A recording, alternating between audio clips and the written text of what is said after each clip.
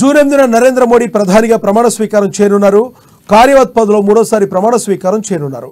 సాయంత్రం 4 గంటలకు ప్రధాని నివాసంలో ఎన్డీఏ కూటమి నేతలు సమావేశం కానున్నారు. సమావేశం తర్వాత రాష్ట్రపతిని ఎన్డీఏ కూటమి నేతలు కలవనున్నారు. ఎన్డీఏ సమావేశంలో చంద్రబాబు, పవన్ పాల్గొనున్నారు.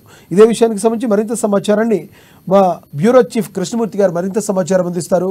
కృష్ణమూర్తి గారు, ఎన్డీఏ కూటమికి ఇప్పుడు ఆంధ్రప్రదేశ్లో ఎన్డీఏ కూటమిలో భాగంగా ఉన్న టీడీపీ చంద్రబాబు నాయుడు అయితే ఏంటి, పవన్ కళ్యాణ్ ఏంటి అత్యంత ముఖ్యం కానున్నారు అనుకోవచ్చా? Thank you Lakshminath. బీజేపీ బోటాబోటీ సీట్లను సాధించడంతో కొంత ఎన్డీఏకు అంటే కేంద్రంలో ప్రభుత్వం ఏర్పాటు చేసిన కావాల్సిన మ్యాజిక్ ఫిగర్ కు కొంత దూరంలో ఉంది. దీనికి సంబంధించి ఇటు నితీష్ కుమార్ లేదంటే చంద్రబాబు నాయుడు వీరిద్దరు కూడా కొంత సహకరిస్తే కేంద్రంలో నరేంద్ర మోడీ ప్రభుత్వం ఏర్పడుతుంది జరుగుతుంది. కానీ వాస్తవానికి బీజేపీకి కానీ లేదంటే ఏపీకి సంబంధించి చూస్తుంటే చంద్రబాబు నాయుడుకు 16 సీట్లు వచ్చాయి. ఇందులో 4 సీట్లు వైసీపీకి, మిగతా 3 సీట్లు బీజేపీకి వచ్చాయి. మళ్ళీ 2 సీట్లు జనసేనకు వచ్చాయి. అంటే 18 సీట్లు. 18 అంటే జనసేన టీడీపీ కలిస్తే 18 సీట్లు అవుతున్నాయి. బీజేపీ కలిస్తే 21, 4 అవి. అంటే ఇప్పుడు ఒకవేళ చంద్రబాబు నాయుడు ఎన్డీఏ కూటమిలో ఉండను, ఉద్ధవ్ ఠాక్రే చెప్పినట్టు కానీ, లేకపోతే ఉద్ధవ్ ఠాక్రే శివసేన ఉద్ధవ్ ఠాక్రే చెప్పినట్టు విధంగా చూస్తుంటే ఒకవేళ చంద్రబాబు నాయుడు కూటమిలో ఉండను అనుకుంటే, ఎన్డీఏ కూటమిలో ఉండను అనుకుంటే ఖచ్చితంగా జగన్మోహన్ రెడ్డి ఎన్డీఏకు మద్దతు ఇచ్చే అవకాశం 4 సీట్లు. మొదటి నుంచి జనసేన అధినేత పవన్ కళ్యాణ్ బీజేపీతో కలిసి ఉన్నారు కాబట్టి అవసరమైతే చంద్రబాబు నాయుడు వదుకునే సిద్ధంగా ఉంటారు పవన్ కళ్యాణ్. కానీ ఇక్కడ చంద్రబాబుతో వెళ్లేందుకు, కాంగ్రెస్ తో జత కట్టేందుకు పవన్ కళ్యాణ్ సిద్ధంగా లేడు. అంటే 6 సీట్లు వస్తా ఉన్నాయి, మిగతా 3 ఏపీకి సంబంధించి. అంటే ఈ రకంగా చూస్తా ఉంటే 3 సీట్లు బీజేపీ ఖాతాలో వేసుకున్న ఇక్కడ 6 సీట్లు. అదేవిధంగా డయ్యూ డామన్లో ఒక్కొక్క సీటు ఉంది వాళ్ళకు.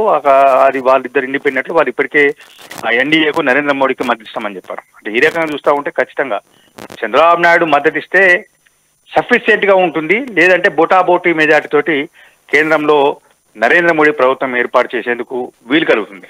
అంటే చంద్రబాబు నాయుడు పోతే ఇబ్బంది ఏమో, నరేంద్ర మోడీ ఇండియా కూటమి చంద్రబాబు నాయుడు ఇండియా కూటమికి వైపు మొగ్గితే నరేంద్ర మోడీ ప్రమాణ స్వీకారం చేయబోరేమో అనేది ఉంది.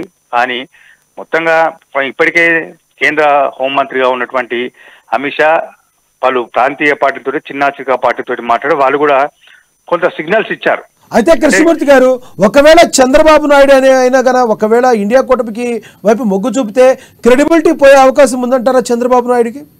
అంటే రాజకీయాల్లో క్రెడిబిలిటీ, ఇన్క్రెడిబిలిటీ అనేది ఇప్పుడు ఏం లేదు సార్. ఒకప్పుడు విలువలు, నైతిక విలువలు, కొంత నైతికత అని ఉండేది. మనం ఇప్పుడు గమనిస్తా ఉన్నాం. మనం ఈరోజు గెలిచిన తర్వాత రేపు పార్టీ మారుతా ఉన్నాం. దానికి ఇప్పుడు మనం విలువలు పెద్దగా అనుకుంటే మనం కొంత ఇబ్బందిగా ఉండే అవకాశాలు ఉంటాయి. అంటే కారణం ఏంటంటే రాజకీయాల్లో ఎప్పటికప్పుడే చూసుకుంటారు, ఎవరిది వాళ్ళకు ఏది అవసరం ఉందో అది చూసుకుంటారు. అంటే మొదట్లో ఎన్డీఏ కన్వీనర్గా ఉన్నారు చంద్రబాబు నాయుడు, వాజ్పేయి ప్రభుత్వంలోనే ఉన్నారు. ఆ తర్వాత చంద్రబాబు నాయుడు జయలలిత, తమిళనాడులో జయలలిత మద్దతు కోసం వచ్చిన వాజ్పేయి ప్రభుత్వం పడిపోయింది. అంటే ఈ రకంగా చూస్తూ ఉంటే ఎప్పటికప్పుడు మారుతూ ఉంటాయి. ఆ తర్వాత ఎన్డీఏను వీడిన తర్వాత మళ్ళీ కూటమి కట్టి యూపీఏకి వచ్చి యూపీఏలో సోనియా గాంధీతో కలిసి కూడా చంద్రబాబు నాయుడు పోటీ చేశారు. ఆ తర్వాత యూపీఏతో విడిపోయి మొన్న 2019 ఎన్నికల్లో ఒంటరిగా పోటీ చేశారు. అంటే ఎప్పటికప్పుడు చూస్తూ ఉంటే ఎప్పటికప్పుడు వేరువేరుగా ఉంటుంది. ఏదైనా కొంత డిఫరెంట్ దీంట్లో ఉంటుంది. కాబట్టి ఆ నైతిక విలువలు, నైతికత అని కాకుండా ఇక్కడ చూడాల్సింది అంటే పార్టీలు ఏ రకంగా ఉన్నాయి, పార్టీల సిద్ధాంతాలు ఏంటిది. అంటే వాస్తవానికి చంద్రబాబు నాయుడు అధికారంలో రావడానికి పవన్ కళ్యాణ్ కూటమి కట్టకుంటే ఖచ్చితంగా ప్రభుత్వ వ్యతిరేక ఓటు చూడి మన ఇంకా విశ్లేషణ వస్తూ ఉన్నాయి. జగన్మోహన్ రెడ్డికి చాలా చోట్ల వైసీపీ అభ్యర్థులు అతి స్వల్ప మెజార్టీ 1000-1500 2000 ఓట్లలో పోయిన వాళ్ళు ఉన్నారు. అంటే ఈ రకంగా చూస్తూ ఉంటే ఒకవేళ కూటమి అంటే ప్రభుత్వ వ్యతిరేక ఓటు కూటమి వైపు మూకుమ్మడిగా రాకపోతే చంద్రబాబు నాయుడు ఈ స్థాయిలో వచ్చేవారు కాదు. అంటే ఇవన్నీ చూసుకుంటా ఉంటే కొంత ఇబ్బందికరంగా ఉంటుంది. కాబట్టి అంటే నరేంద్ర మోడీ కేంద్రంలో ప్రభుత్వం ఏర్పాటు చేసేందుకు ఖచ్చితంగా ఇప్పుడు ఇంతకుముందు కూడా చంద్రబాబు నాయుడు అమరావతి మాట్లాడినప్పుడు కూడా చెప్పారు, ఖచ్చితంగా నేను ప్రస్తుతం ఎన్డీఏలోనే ఉన్నాను, ఎన్డీఏతోనే ఉంటాను, ఎన్డీఏ సమావేశానికే వెళ్తున్నాను, అక్కడ ఏమైనా విశేషాలు ఉంటే మీకు చెప్తాను అని చెప్పారు. చాలా స్పష్టంగా, చాలా క్లారిటీగా చంద్రబాబు నాయుడు చెప్పారు, నేను ఎన్డీఏలోనే ఉంటాను. ఓకే, ఇండియా కూటమి ప్రయత్నం చేయడం తప్పలేదు. ఎందుకంటే అధికారం కోసం బీజేపీ కూడా పక్కదారులు దొక్కినప్పుడు ఖచ్చితంగా ఇండియా కూటమి పక్కదారు దొక్కుతుంది. ఎన్ని వరకు సఫిషియెంట్ గా ఉన్న బీజేపీ నాకు ఎవరు అవసరం లేదు, నేనే ఉన్నా అనుకున్నప్పుడు ఇప్పుడు కొంత దిగొచ్చినట్టుగా ఉన్నప్పటికీ వాళ్ళు కూడా ప్రయత్నాలు చేస్తాను, వీళ్ళు కూడా ప్రయత్నం, తప్పేం లేదు దాంట్లో. అయితే ఇప్పుడు చంద్రబాబు నాయుడు కీలక పాత్ర, చంద్రబాబు నాయుడు లేకపోతే ఉండదు, చంద్రబాబు నాయుడు లేకపోతే నరేంద్ర మోడీ ప్రభుత్వం ఏర్పడబోదు అనేది కొంత సత్య దూరంగా మనం కృష్ణమూర్తి గారు అయితే భావించాల్సిన ఇక్కడ ఉన్నటువంటి పరిస్థితులు ఆ రకంగానే ఉన్నాయి. నాకు కృష్ణమూర్తి గారు అయితే ఈ కూటమికి కట్టడానికి ఎన్డీఏ ని తీసుకురావడానికి, కూటమిగా తీసుకురావడానికి, బీజేపీని కూటమిలోకి తీసుకురావడానికి పవన్ కళ్యాణ్ ఎంత బాగా చేశారో కృషి, అదేవిధంగా ఇఫ్ ఇట్ ఈజ్ ఒకవేళ గన చంద్రబాబు అటు వెళతాను అంటే ఇండియా కూటమికి పవన్ కళ్యాణ్ మీద స్ట్రెస్ ఉంటుందంటారా చంద్రబాబుని వారించడానికి? ఖచ్చితంగా ఉంటుంది. ఖచ్చితంగా పవన్ కళ్యాణ్ దానికి బాధ్యత తీసుకోవాల్సిన అవసరం ఉంటుంది.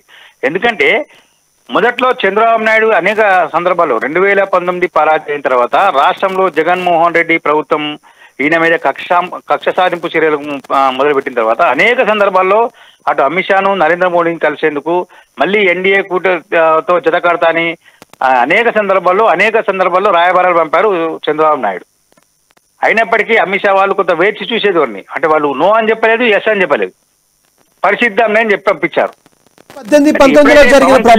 జైల్లో వెళ్ళి చంద్రబాబు నాయుడు తోటి కూటమి మనం కలిసి పోటీ చేద్దామని చెప్పిన తర్వాత ఆయన బయటకు వచ్చి కూడా చెప్పారు అప్పుడే పవన్ కళ్యాణ్, బీజేపీలో ఒప్పిస్తాను, బీజేపీలో కలిసి వస్తుందని భావిస్తున్నాను, బీజేపీ కూడా మాట్లాడాల్సిన అవసరం ఉంది, ఇక్కడ ఉన్న పరిస్థితులు వారికి బీజేపీకి వివరిస్తాను అని చెప్పారు.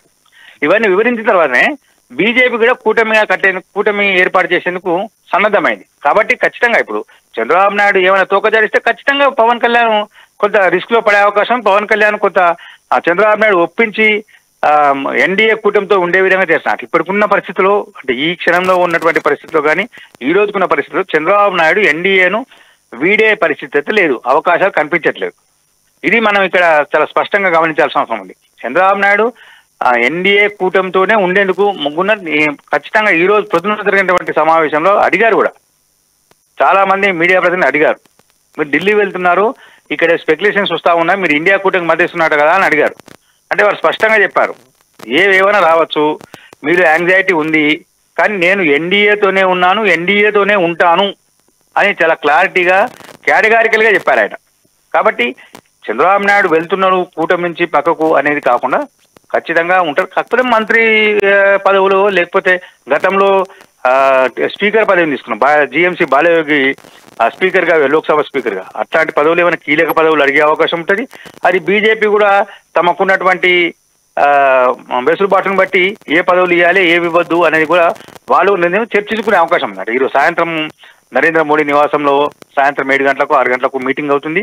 ఆ మీటింగ్ లో ఎన్డీఏ పక్షాల మీటింగ్ లో ఎవరికి ఏంటిది మంత్రి పదవులా ఏం కావాలి ఏంది అనేది కొంత వాళ్ళని తీసుకొని వాళ్ళు ఏ బాధ్యతలు తీసుకోవాలి, ఎలా వ్యవహరించాలి, పాలనలో ఏ రకంగా ఉండాలి అనే విషయంలో కొంత స్పష్టత వచ్చింది. ఆ తర్వాతనే రాష్ట్రపతి దగ్గరికి వెళ్ళి ఎన్డీఏ కూటమికి ఇచ్చినటువంటి మద్దతు ఎంతమంది, ఏ పార్టీలు ఎవరెవరు అని చెప్పేసి రాష్ట్రపతికి జాబితా సమర్పించి ప్రమాణ స్వీకరణ ఆహ్వానించాలని కోరే అవకాశం ఉంటుంది.